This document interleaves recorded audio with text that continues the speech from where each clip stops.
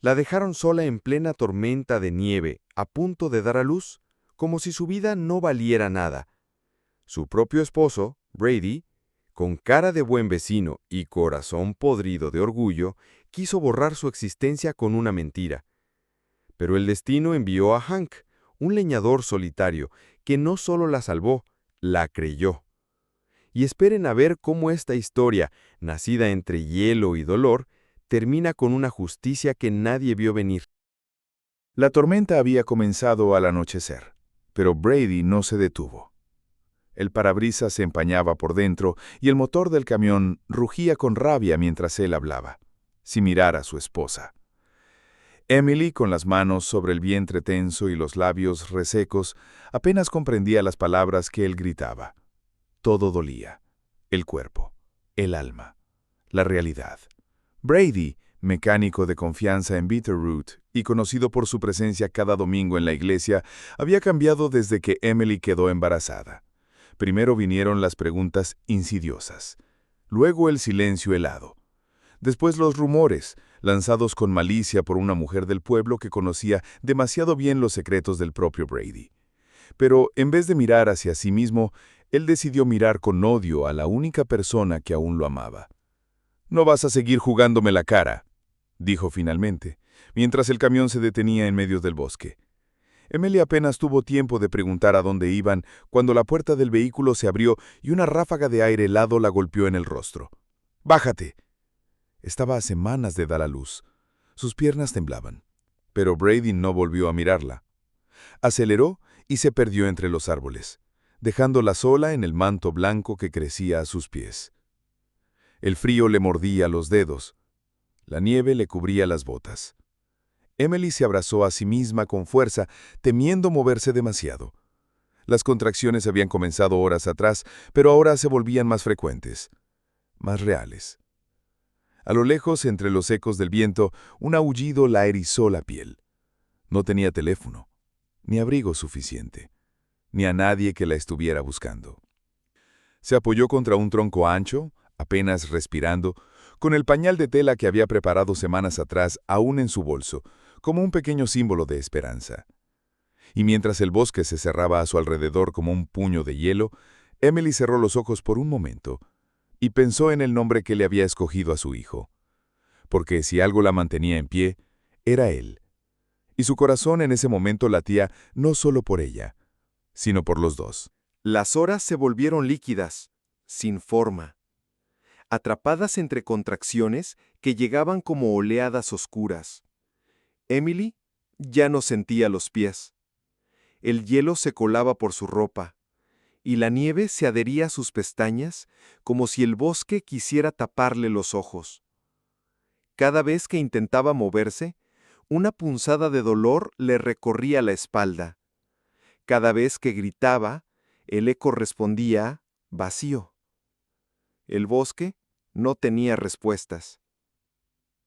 El cielo, cubierto de nubes pesadas, no ofrecía luz ni consuelo, y la carretera por donde Brady se había ido parecía no existir ya, borrada por la nevada. Cayó de rodillas. No sabía si por el dolor o por cansancio. Tenía las manos llenas de tierra congelada y la frente húmeda de sudor, a pesar del frío que le mordía los huesos.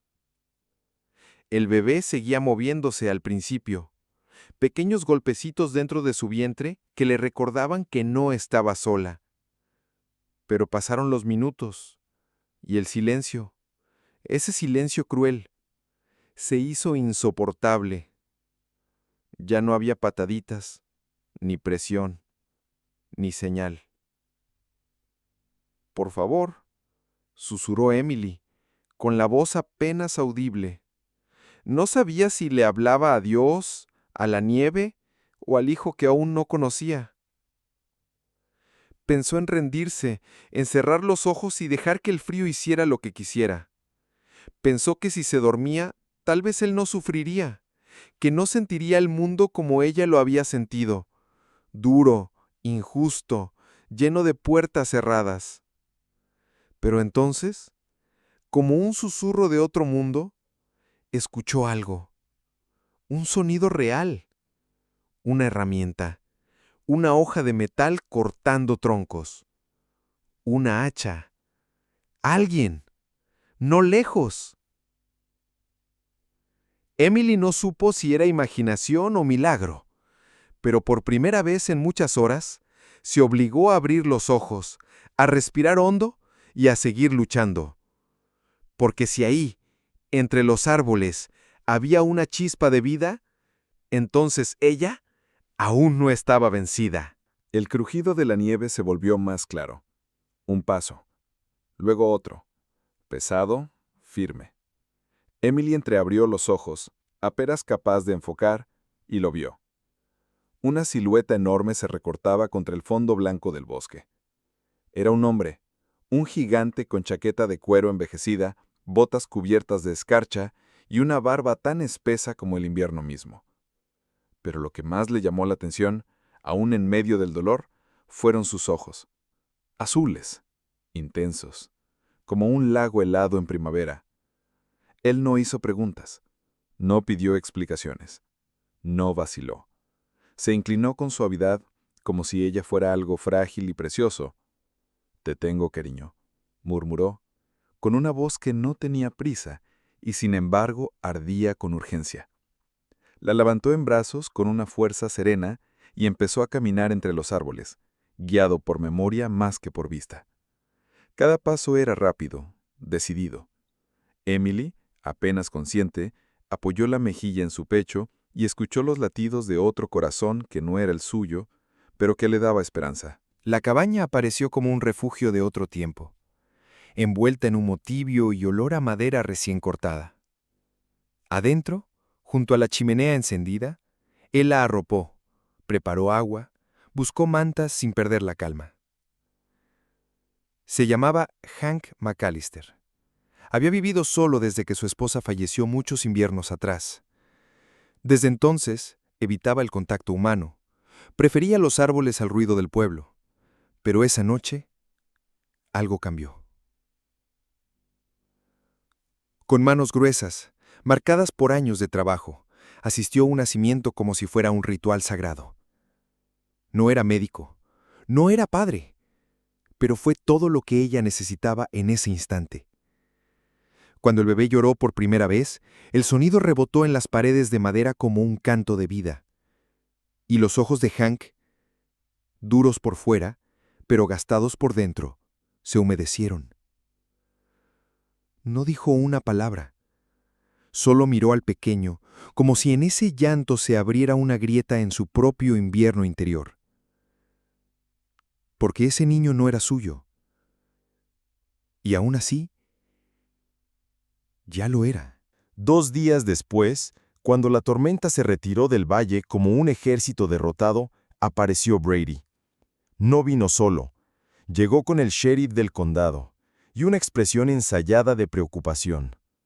Contó su historia con voz templada, bien calculada, que su esposa había sufrido un episodio, que se había marchado sin razón, que temía por la seguridad del niño.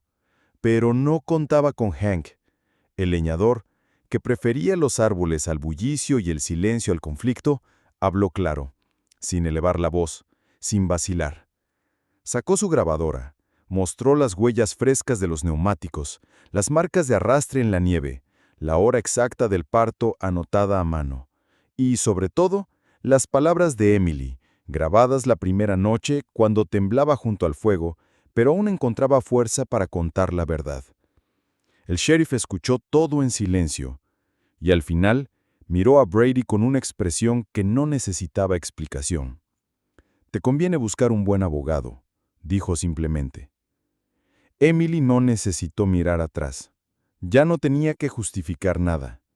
La verdad se sostuvo sola, firme, fría como el invierno que la había probado, pero cálida en justicia. Pasaron los meses. La primavera trajo flores a los bordes del camino forestal y la feria anual del pueblo llegó, como siempre, con maíz tostado, música en vivo y caras conocidas. Y ese año, entre las familias que recorrían las calles con mantas y bebés en brazos, hubo una imagen que detuvo más de una conversación. Emily, Caminaba con el pequeño en brazos. Y junto a ella, Hank, sin uniforme, sin discursos.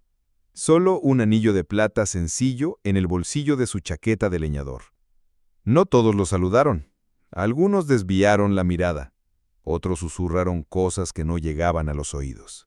Pero también hubo quienes se acercaron en silencio, con un apretón de manos o un leve asentimiento. Porque, aunque no era una historia común, era una historia verdadera. Y en lo más profundo, todos lo sabían. No fue un cuento de hadas. Fue una historia de fuego y hielo, de abandono y rescate, de una mujer que no se quebró y de un hombre que supo cuándo volver a abrir la puerta del alma. Porque hay familias que no nacen por sangre ni papel. Nacen cuando alguien extiende la mano en el momento más oscuro. Y a veces los cerros no llegan a caballo, llegan con un hacha al hombro y con el corazón encendido.